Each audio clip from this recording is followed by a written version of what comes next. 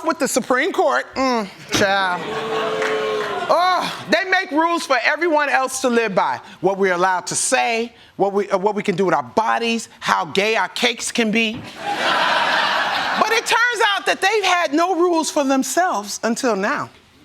Let's turn now to an historic move by the Supreme Court. The 9 justices adopting a formal code of conduct for the first time in the court's history. This morning, a formal code of conduct now in place after a steady drip of stories on some of the justices' undisclosed trips, private jet rides, and other perks.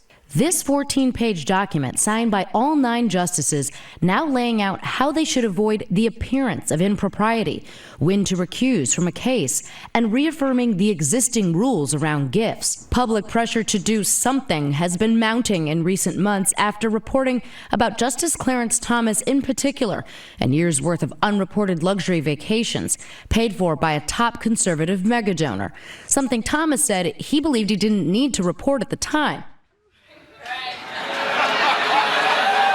Are you kidding me? You gonna pretend that you didn't know the stuff you did was wrong until now?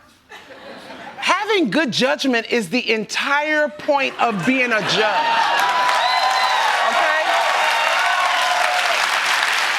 You're supposed to weigh everything and make a smart decision. That's why there's a bitch with a scale outside your office. Just ask her. But now they finally have some ethics rules, which is so embarrassing. The Supreme Court went thousands of years without needing an ethics code until these corrupt bastards came along.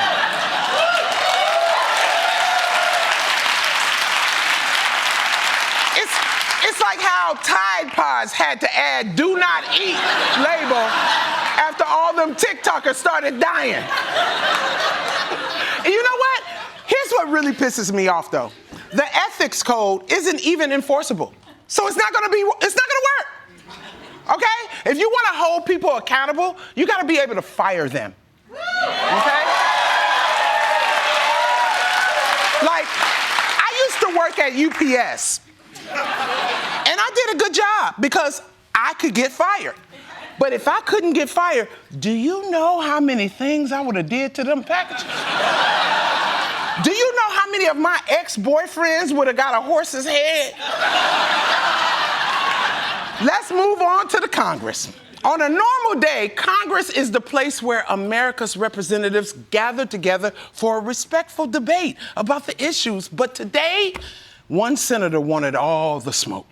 And the intense level of frustration being seen in the Senate. Check out this nasty exchange involving Oklahoma Republican Markwayne Mullin, Teamsters leader Sean O'Brien, and then Bernie Sanders trying to play peacemaker.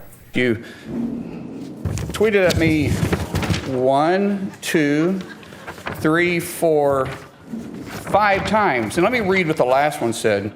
Quit the tough guy act in these Senate hearings. You know where to find me. Any place, anytime, cowboy. Sir, this is a time, this is a place. You want to run your mouth? We can be two consenting adults. We can finish it here. Okay, that's fine. Perfect. You want to do it now? I'd love to do it right now. Well, stand your butt up then. You stand your butt up. Oh, hold on. Oh, stop it. Is that your solution, Hold it. No, sit down. Sit down. Okay. You're a United States Senator. Sit down. Active.